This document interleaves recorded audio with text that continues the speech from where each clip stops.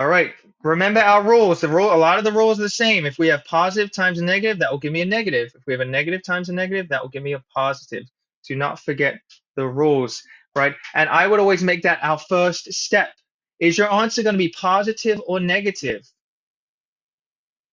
All right. Well, what do you think? Oh, sorry. Let's go back.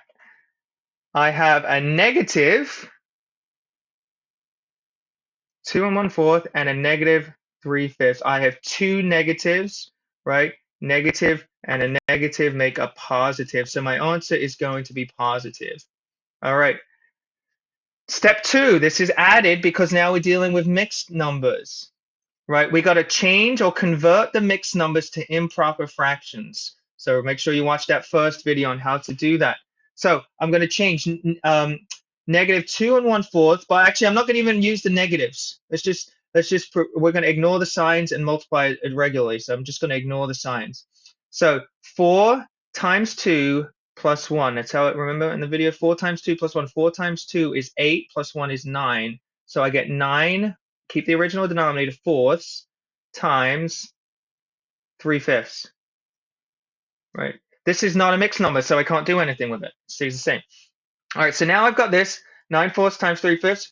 I just multiply straight across. 9 times 3, that is 27. 4 times 5 is 20. Are we good?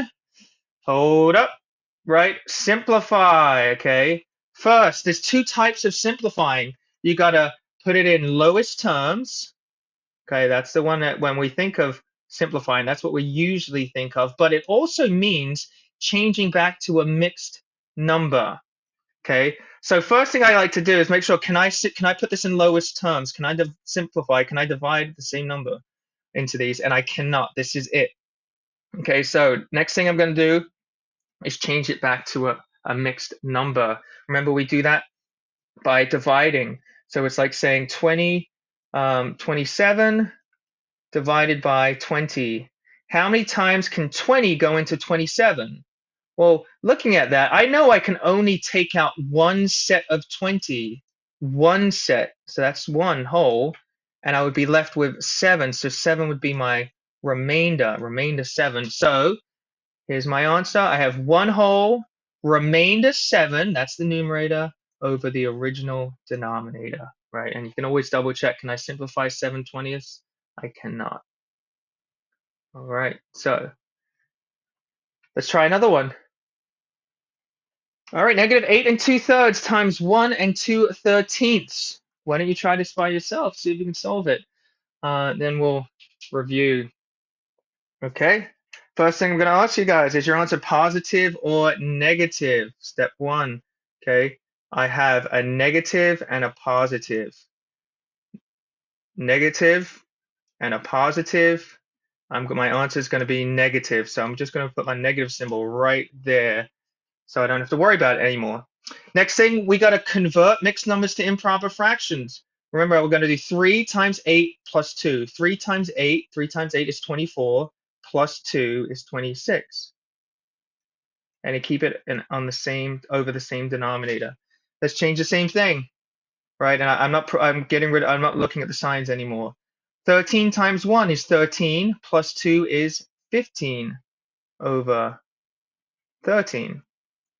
Okay, so let's solve this. 26 times 15. Now we're dealing with some bigger numbers now. 390, okay, over 13 times 3 is 39. Okay, so first thing we've got to do is, or the final thing we've got to do is simplify it and change it back to a mixed number. Okay, so what number can I divide 390 by and 39 by? There is a clue right there. How can I simplify that? Okay, I can divide both of them by 39.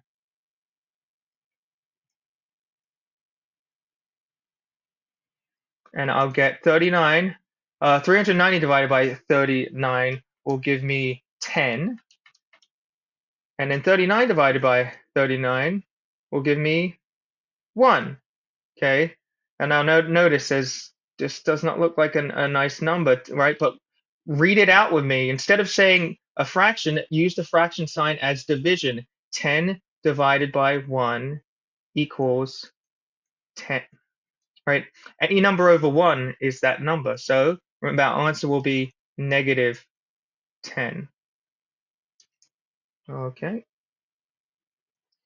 Now remember, there is the possibility of cross simplifying, okay? Especially when you get to those bigger numbers. Remember, we had 390 on this problem, okay? So I'm gonna show you that as well. So remember, we changed it to 26 over 3 and 15 over 30.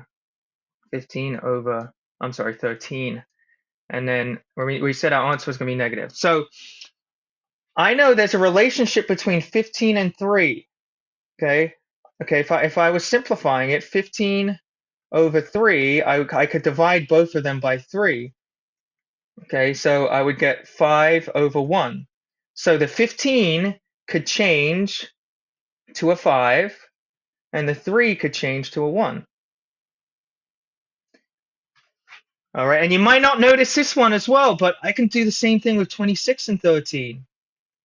I know 13 times 2 is 26. So 26 over 13 could be simplified if I divide both of them by 13. Okay, you might not have noticed that one, but that would give us 2 over 1. So 26 becomes 2, 13 becomes 1. See how much easier this is to deal with now, though. 2 times 5, that's 10. 1 times 1 is 1. Right, and remember we said 10 divided by 1 is 10, so our answer is negative 10. So think about, maybe can I cross simplify? All right, try another one. You can cross simplify if you like with this one. 6 and 1/7 times negative 7. Try this by yourself first, then we'll review. How'd you do? Is your answer positive or negative? Well, I have a positive, I have a negative. If I have one positive, one negative, my answer will be negative. So let me write negative right there. All right, next thing I'm going to do is I'm going to change my mixed numbers to improper fractions. Okay, so same thing with this one. Mixed number 6 times 7 is 42, plus 1 is 43. So I get 43 over 7. Okay, and then I'm going to times it by 7. How can I make that a fraction? Right, is there an invisible number underneath that 7? There is. It's a 1, 7 over 1. Okay, so we changed it, and so this technically is not a mixed number, right? It's an integer, but we can change an integer into any integer into a fraction just by putting a 1 over it. Now we can solve it. I can do 43 times 7. That will give me 301 over 7.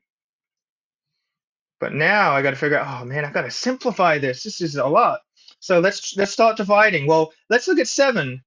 The only numbers I can divide 7 by is 1 and 7, right? 1's not going to help us, right? So if we made like that, if you remember the factor charts, factor T chart, 1 and 7 are the only factors of 7, nothing else.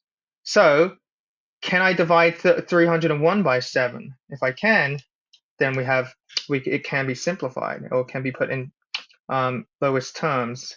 And it actually can. So 301 divided by 7 is 43. 7 divided by 7 is just 1. Remember, there's a 1 at the bottom. So your answer is just 43. But it's negative 43. Remember that.